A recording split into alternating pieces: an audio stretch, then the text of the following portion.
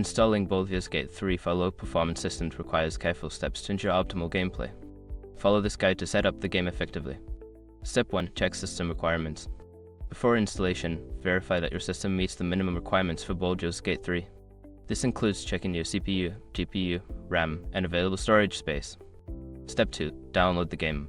Purchase and download Baldur's Gate 3 from a reliable platform such as Steam or GOG. Ensure that you have a stable internet connection to avoid interruptions during the download process. Step 3. Adjust graphics settings.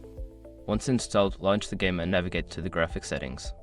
Lower the resolution, texture quality, and disable unnecessary visual effects to enhance performance on low-end systems.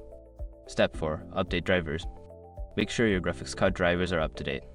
Visit the manufacturer's website, NVIDIA, AMD, or Intel to download the latest drivers, which can significantly improve game performance. Step 5. Optimize system performance. Close any unnecessary background applications and consider adjusting your computer's power settings to high performance. This will allocate more resources to the game, helping it run smoother. By following these steps, you can successfully install and optimize Baldur's Gate 3 for low-performance systems, allowing for a more enjoyable gaming experience.